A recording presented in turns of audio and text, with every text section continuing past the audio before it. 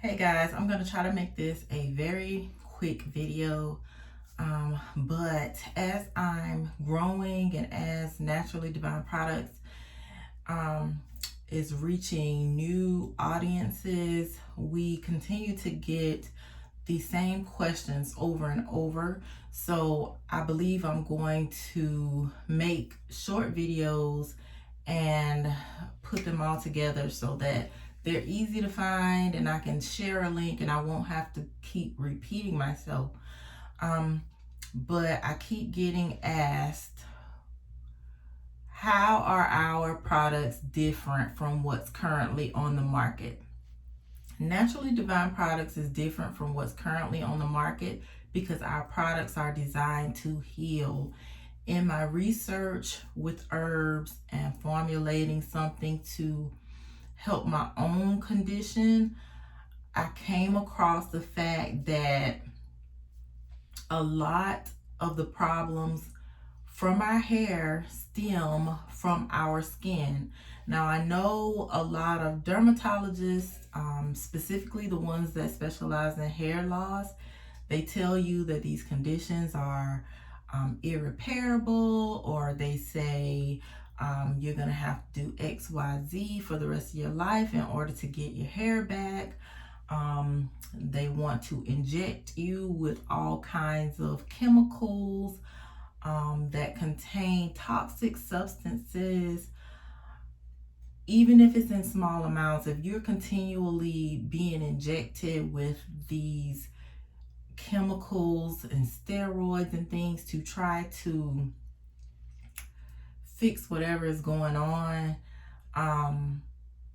that leads to more problems. Now, not only do those treatments rarely work, like I think the efficacy statistics on that are out there somewhere, but it's low. And people go and they pay $3,000 or more for these treatments that don't have a great success rate, when in reality all they needed to do was use a natural route to regrow their hair. Now, we all know that natural is best. When I made this business, it was with the intent and the knowledge of knowing that everything under the sun has a solution. I believe, now these are my beliefs, they don't have to be your beliefs. I believe that everything under the sun has a solution. So there's a cure for cancer in my mind. There's a cure for diabetes. There's a cure for everything. And what we have done as humans, instead of sticking to the natural things, all of these businesses, whenever in the 1900s, whatever, all of these businesses just started springing up, and people started profiting off of convenience. So people would build their houses, people would farm their own land, people would have their own food, they would plant crops, they would have livestock, and then all of a sudden people got lazy, so it's like a farmer said, okay, well, I'll just start doing all the livestock, I'll start having all the crops, and I'll just sell it to people. So that businesses became a thing. So in that, the care and concern for people kind of diminished. Now it's like a monopoly. I'm going to capitalize off of this. I don't care what it is. So then the FDA came along and it's like, okay, well, we really can't do that. We can't kill all of our people. So they came up with these guidelines that were safer, but they, it had a care clause in there, but they still allow some things to be fed to us. Some preservatives in food have been shown to cause cancer. A lot of medications, like how many times do you look at your television and you watch an ad for a certain medication and then it lists all these side effects at the end: depression, suicidal thoughts, cancer, kidney failure, and all of this kind of stuff. It's because the FDA actually allows them to put substances in these foods and medicines that can still harm you, but they're at smaller amounts so the FDA can approve it. Anyway, so that's kind of how things go in the world. And they kind of shut down the natural industry because they don't want you to be healed. Like, they literally do not want to heal you. Number one, it's a form of population control. The less people know, the less people that are out here healing themselves, the less people that are in the world, and the less people they have to worry about. It won't be overcrowded. I think China is doing something where they're limiting the amount of kids each family can have. So, it's just different forms of population control. So outside of that, if they're doing that with food, of course they're doing it with topical products like these greases and petroleums and mineral oils and silicones. Just like I've told you before, they're byproducts of plastics. So these industries melt these plastics down, they mix them with a whole bunch of stuff, and bam, you got grease. Like, instead of using a more natural substance to create that consistency. Like, it's possible, but guess what? The petroleums are more cost efficient. So I told you guys before, if I were to sell my formula, which I do not plan to do, I hope I never get to a point where I feel like I need to, but if I were to sell them to a company. Have you guys ever watched Shark Tank? If you watch Shark Tank, you watch all of these billionaires try to buy someone's idea or buy into someone's idea, and the first thing they want to do is say, hey, let's send it to China, let's see if we can get it produced for pennies on the dollar, and we'll have more of the profit. So the reasons why petroleums and mineral oils and silicones are so popular is because they're so cheap. They can get them in bulk. They can mass produce these greases. You can slather them all over your body. You can pay $3, but guess what? They paid 3 cents for it. So look at their profit margins there. So that is why I try to stress to you guys, you really have to understand the way in which the world works. Like, people can complain all day about my prices. My price is my price because these products are organic, they're natural, they don't have any parabens, they're not filled with preservatives, they're not made with cheap toxic products, and we do not mass produce them. Like, we work to produce these. I work to make these products. My staff works to bottle these products, label these products, ship these products to you. Like, it's not cheap. So we're not machines. We're not putting out toxic, easily obtainable substances that are made cheap. None of that. Like, these products are actually quality products and quality costs. So when you think about how they're mass producing these cheaply obtained substances to us for their profit, you can understand how it can be harmful. Like, just like I told you, if you were to rub some Vaseline on your hand right now, anything that you pour on that Vaseline, like, I made a video about this, the difference between water-based and petroleum or mineral oil-based products. Nothing is going to get through that. So when you're putting this stuff on your body, that's why a lot of people who use Vaseline and stuff, they're like, oh, I use Vaseline, but your skin looks horrible. Like, oh my God, like they have the worst cracked, scaly, dry, hard skin. When my husband and I first got together, he was saying how a lot of the girls previously, felt like alligators. He was like, they have alligator skin. Why is their skin so hard? It's because they're using the wrong products. A lot of people were raised on Vaseline. I was raised on Vaseline. It wasn't until I educated myself that I learned how harmful those products and substances were.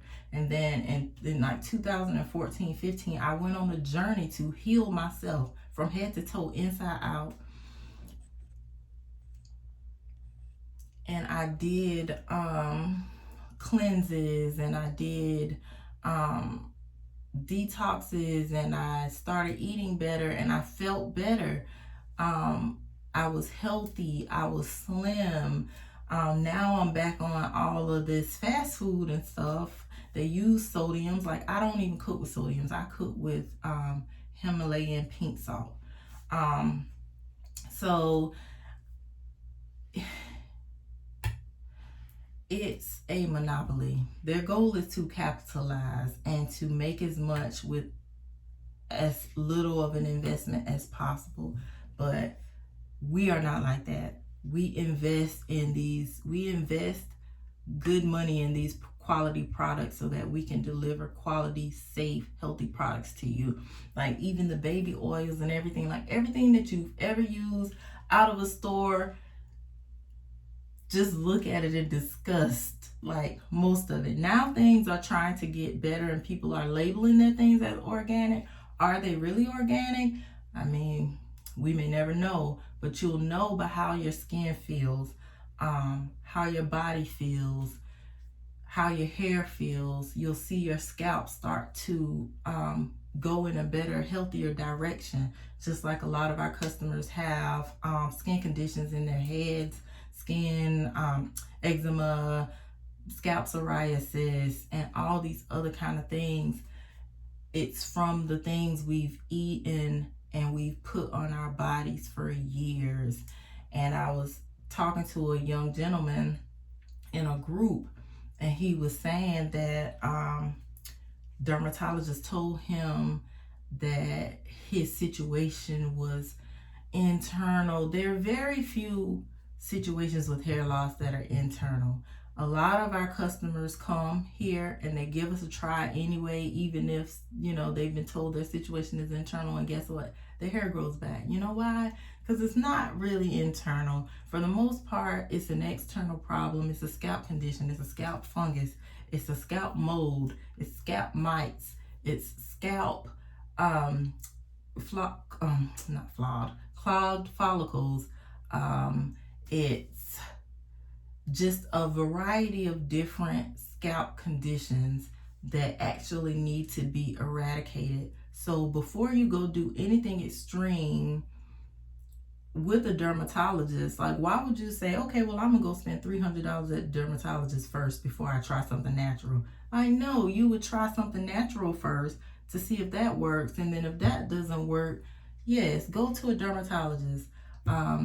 See what they can do for you, but always bear in mind the things that these dermatologists and doctors prescribe and give are not in our best interest, and that's anybody. So I just encourage you to do your own research. Just like that gentleman said that I was upset about, where he said there's centuries of research. I told you guys time and time again, the centuries in research on hair growth and skincare did not include us for the most part of those trials. And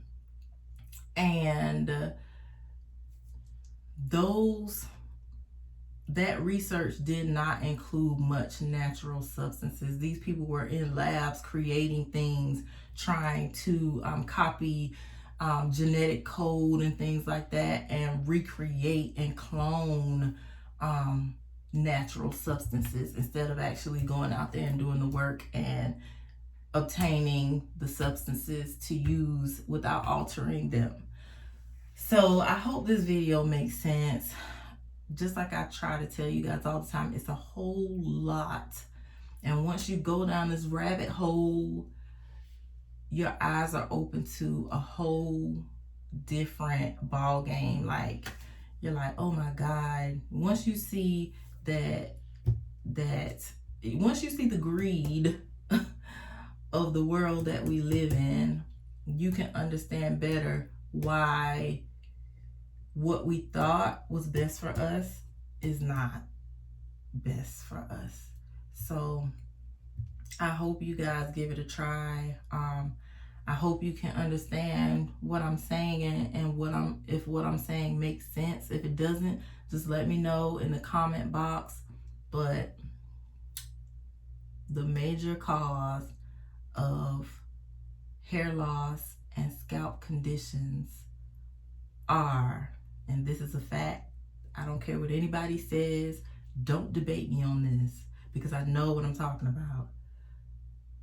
A major cause of hair loss and skin and scalp conditions is the products that we've used and we've thought that they were good for us and they were not. So imagine how old you are. If I'm 30, I'll be 37 in like 2 weeks. For basically 30 years, we've used the wrong products. So imagine how much damage we've done to ourselves internally and externally that needs to be reversed. That's why you can't come here and say, oh, well, she said it was going to work in 2 weeks and I don't see anything. You may be 50 years old. You may have been using things for 45 years or 48, 49 years that were harmful to you. So you have to first work to reverse the damage. And that's why clarifying is the most important step in this process. You have to try to get the old products off. And clarifying is something that you want to do on a monthly basis, at least every 2 months, just to give yourself a fresh start, because there's a difference between clarifying shampoos and moisturizing shampoos. And a lot of people don't know that. When things started to shift around 2014, 13 maybe, where everybody was going sulfate free, like sulfate free isn't even a good thing because you still have to cleanse. Like, you need to cleanse. You can't just keep half washing, especially if you're using those products that aren't good for you. Like, you have to cleanse, just like you have to do detoxes and things internally every so often. And a lot of people don't do that. I really want you guys to start looking into detoxing. Like, your colon can hold so much waste and it's sitting there rotting and poisoning your body, and it's causing you to be in a diseased state.